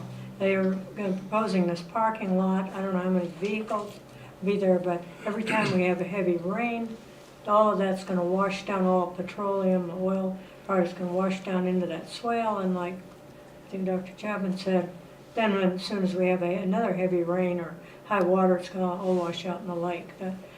Having the grass that's there now, that's going to absorb that stuff. It's going to take years, if ever, to make it down in the lake the way it is now. Pavement's not a good thing with that kind of stuff going on. Okay, thank you. Judy Chapman does not wish to speak. Is that still correct? No. Okay, thank you. Lucille Bradshaw does not wish to speak. Okay. Del Bradshaw. Sure. Go ahead, sir. I'm just kind of curious about this boat ramp that they plan on putting in there now. Did he say that was not going to be for recreational purposes, like boat launching public? I can answer that because I asked him that and he said no, it's not open to the public. Or with that, did he mention the dirty word dredge in his talk there? I believe, yeah, not part of this application, but. Okay, well, who is in charge of going to give him the permit to dredge that lake? That actually was a question I was intending on asking him after, so. Because even though he said it's been dredged before, when that was dredged was when those boat slips went in. Probably not even a permit back then, in the 60s or something. Probably no permit. They went out there and dredged that up. There was one section to start with, then there was two sections, and then when I came home from the service, there was like 4 sections that encroached that lake so far that it took the view away from these properties' owners. You used to be able to see over to Arrow Point. Now, there's not a chance, you know. So, and not counting the noise that's going to be coming from those barges, clanging and banging, and you got, if you're going to be loading dirt off of it and on it, and it's going to be a mess. So, that's what I got to say. Okay, thank you, sir. Frank Jessic. Yes, I got a couple points. Back to the old stormwater. What's gonna happen? They're gonna put a swale in there. When high water comes, everything, the winds always blow southwest, and it's gonna blow everything over, and it's gonna fill that swale. That's gonna be the collection point for all the garbage that comes in off the lake. That's what's gonna happen there. And then, I don't know, I kept hearing about this hardship that poor old Rivelle was suffering. And I'm saying, hey, that was not commercial property when you bought it, and you should have checked out what you're buying. period. Oh, then now I get to go back to my other one for a few minutes? Just please try to keep it as much as you can to points related to the shoreline variance request. Well, this dock to the east of us we're being deposited, no, to the east of us. This is hard starting out again where I think I left over off. This area has always been used for a swimming area. I'm talking between Ron's dock and ours. And this year we had solid weeds from the shoreline to the end of our dock. Our dock is 6 feet deep. They were ripped out of the bottom and drug up there with their barges and tugs. And those weeds went from the surface to the bottom of the lake. We lost the use of our swimming area for the whole season. And I started out trying to clean it up, and I could not do it because they were hauling in stuff so fast. And I complained and complained and complained, and they never wanted to talk about weeds. It was never their fault. It ended up that at one point I got my complaint with the county, and they had to stop.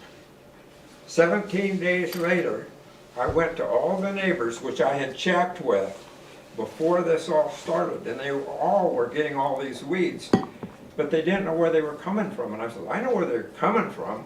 I mean, we've never had weeds drug in or come in to all of our area till possibly something in the real late in the fall. This year, in June that started. We couldn't clean our place up. We lost it from the 4th of July weekend, and then they finally sank and laid on the bottom. They laid on the bottom and left a mess. And that mess that's there, then Rivelle had someone come to clean it. And that was on September 19th, when the season was over and the water was going down. After we were not able to use our boats, paddle boards, swim in there, nothing. It was wrecked. And if they don't change the route that they're running, what is going to make a difference? I don't care about what he's saying about where they're dredging. What I'm saying, where they're coming in from the lake into that area, their navigational route, they need to have that out. Back to where they should be is out. They had a work area that was out in the bay, in a deeper area, where when they left that area, they were going right into open water. We had no problems. I mean, I think this is a joke, what they're trying to do. I'll tell you, I made an attempt to talk to IDL to look at the problem. I sent them pictures. I sent pictures requested by Mike Amer, but he couldn't find time to address the issue or acknowledge receipt of the pictures. The time he did come down to our property was at the request of Standcraft to have a meeting with me. I said, hey, not me, Ron, and David.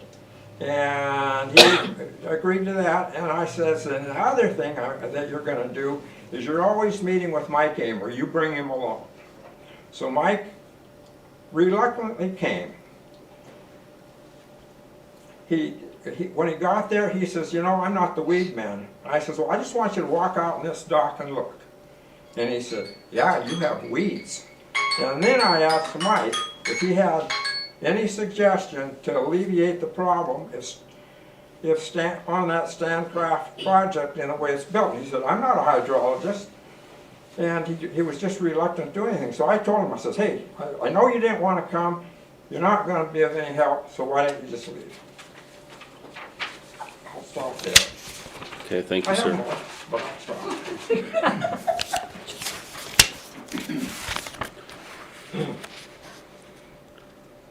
All right, and again, apologies for the names. Mr. Brown or Mrs. Brown? Okay. What's your first name? Keaton. Keaton. My apologies. And I believe Diana Dodge left. I believe that was her sitting up front. Okay.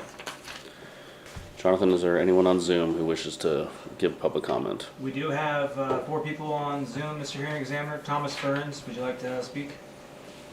No, not at this time. I think I've said my piece earlier.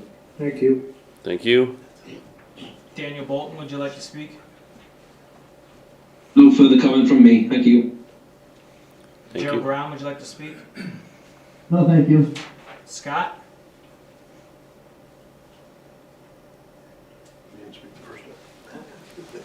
That is all, Mr. Hearing Examiner. Okay. That will conclude the public comment portion of the hearing, or that portion of this hearing for this application. Anything you want to directly address? I think just a couple things maybe to tee up. I see the engineer moved up. Maybe you can provide some comment about stormwater management. Maybe we could start there. Just identify yourself before you start speaking, please. Can you bring up an aerial that shows the properties to the east? That would be take it on right now. Mike Paul, Veritas Engineers, 3906 Shriver Way. Is that it? Yep. Can I borrow your laser pointer?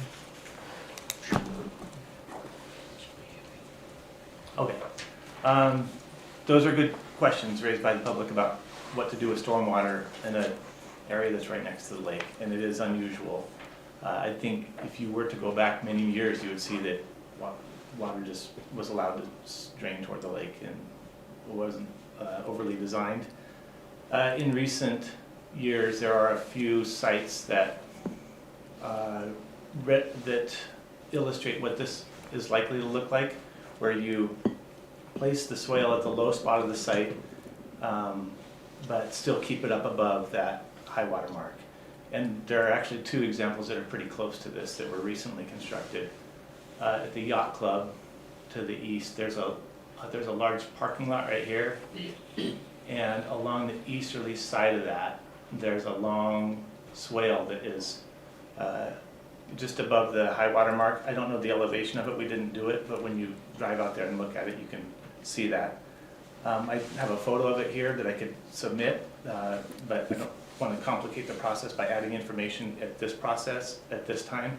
So if it's simpler for me just to point to that and acknowledge that it exists. That's up to you. Sure, I'll go ahead and submit it. And I can share it with everyone too if they'd like, but I'm guessing those who have driven out there are familiar with it. This is in the vicinity of the Cedars restaurant. I think it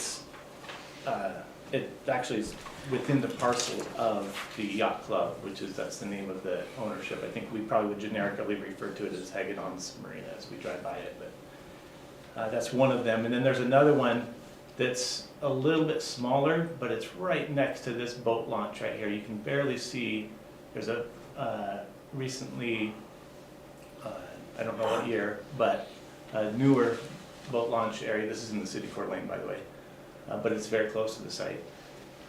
And they took the stormwater right up to the edge with similar strategy to what is anticipated here, and then capture it in a trench drain right before you head down the boat launch, and can't get any closer to the water than that. And stormwater is captured as shown in the drawings in the packet, and then it's gravity drains to the swale to capture everything that's on land except for that which falls onto the boat launch. And that's the intent there, is to protect the lake and keep the oils from draining in, and capture it and drain it to the stormwater swale for treatment and containment.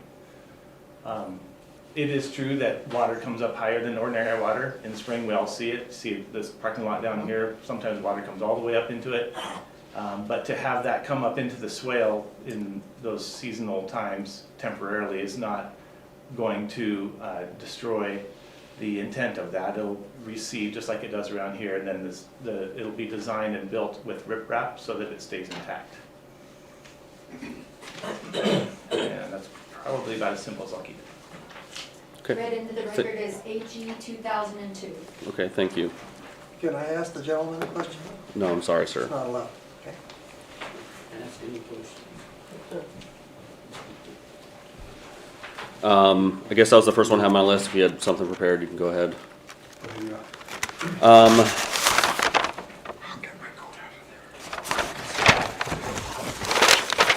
So who oversees the construction that's actually done, like in the lake? Because I know, again, we're in the variance, we're talking about the buffer from the ordinary high water mark, but as Mr. Finkel stated, the county doesn't have jurisdiction down into the lake. Who, for the Idaho Department of Lands. Idaho Department of Lands. And so you kind of in a similar process, you submit plans for review to the Idaho Department of Lands, and they oversee any proposed dredge work. If you could just elaborate on that a little bit, please. They issue the encroachment permit. Okay. And then just, again, that's something that's separate from this process and will be eventually overseen by that state department. Yes. They also finalize the permit. I'm sorry, can you say that They again? finalize the permit, so once it's constructed, they actually come out and look at it and do like a final inspection. Second my life for record.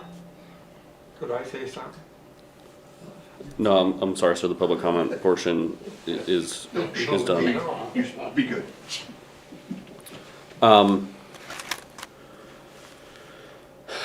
Again, trying to get us focused particularly on this request for a variance of the shoreline buffer. I guess just, and I understand you quoted some of the state statute, but I mean, candidly, there's more specific language in the county's code describing the hardship about physical characteristics of the land. So perhaps you could elaborate a little bit more on that for me, how we can square the circle with the language in the code criteria about physical characteristics of the site being the creation of the hardship. Sure. The shape of the lot itself is a trapezoid. It's not. It's wider in one spot. It's a weird shape. But more importantly is as we get closer to the water itself, it flattens out, and I think we are unable to access the water in a way that's healthy for the lake if we aren't allowed to have this seawall.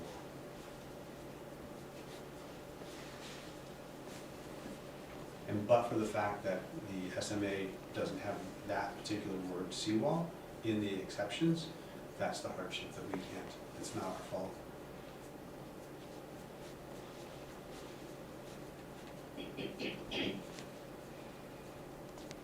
And so you just stated again, but you, as far as designing this, you need to have the seawall construction. Yes. And why is that? Can you just explain a little bit? Access to the water and the boats that are in the water. If we don't have the seawall, which is going to be raised elevation from the water itself, it would be difficult to get. We're also protecting the water and the shoreline with the seawall itself. So we can put material on above the seawall and get closer to the water, accessing the boats themselves without affecting the shoreline itself. That's why the seawall works better for walking around.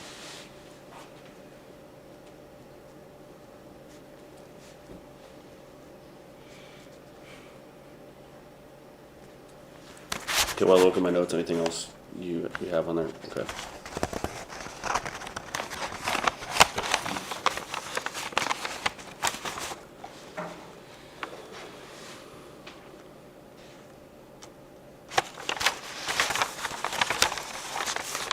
Mr. Finkel, sorry to bring you back in now, but there was one thing I wanted to talk about. So I did see in the staff report there was a talk about a code text amendment to address. And sorry if I'm putting words in your mouth, but what may have been discovered to be a oversight or inadvertent omission from the shoreline code about allowing these types of activities to take place within the buffer. It was recently brought to the board's attention that these types of uses are not allowed, and it's my understanding that the board directed staff to assess code amendments that would allow for some limited scope of uses within the shoreline management area. However, at this time, it has not been formally presented to the board, or for that matter, to Planning Commission for review and for that decision to be made through a public hearing process. But I understand it's forthcoming, and it will be sometime soon that we will be bringing something to the board that would, if it's adopted, you would essentially eliminate or alleviate the need to go through this variance process in order to have those uses within the shoreline management area. So, okay, thanks. And again, I don't want to put words in your mouth, and I know it's still at the preliminary stages with the board. But I maybe put another way, it was identified as a inadvertent omission to not have some process to allow a boat ramp to go in to the lake. Sorry for the poorly phrased question. I can't, I don't think I have a response to that. Maybe planning manager. Mr. Tarbutton. Sure, yeah, I'm Ben Tarbutton, planning manager. So I think how the conversation came up was with as many property owners that we have along the waterfront, that there are services needed to cater to these waterfront properties. There is a need for dock repair, there is a need for dock building, there is shoreline erosion that takes place, and so there needs to be services to help these people that have waterfront properties. And so with that in mind, there should be something in the county's code that allows for this type of use, with parameters, with specifications, of course. Right now, and of course in the shoreline management, in the shoreline designation of the comprehensive plan, again, it does contemplate that there would be non-residential uses or commercial uses along the waterfront. And so there is the anticipation that these types of businesses should be allowed, but the county code has never addressed them clearly. And as we've been discussing, the shoreline management area is very restrictive and does not address commercial development at all. And so it's been the board's direction to staff is that they would like it to be addressed in the code. Okay. Thank you. Is it a fair statement to say that because the shoreline comprehensive plan designation contemplates non-residential but commercial uses, that the lack of having limited uses within the shoreline management area is not in line with the goals and objectives of the comprehensive plan? That makes sense. Okay, thank you. Anything else, Mr. Hislop, or any other? Okay, any other administrative matters? All right, that is going to conclude tonight's hearing. I'll close this out in a second. I'll remind you that I write a recommendation that goes to your county commissioners for their ultimate decision on these matters. So my job is to take the record that we will have completed by the end of tonight and write a recommendation about how I think that applies to the city's codes. Mr. Tarbutton. Sorry, I wanted to add one other thing. With the zone change application, there will be a public hearing before the Board of County Commissioners. So that will be scheduled too, and that will be another opportunity for the public to speak before the board. Thank you for adding that. Take that under advisement, all of you members of the public. And again, my role is to not only conduct this hearing and put together for a complete record, but write a recommendation about how I think these facts apply to your county's laws and code requirements. So that's what I'll be doing. I'll have that to the staff within 2 weeks, and then the staff will schedule that to go in front of your county commissioners. Okay. 8:05 p.m. I'm going to close out the public hearing for variance 24-0007 Rivelle. Thank you all for coming tonight.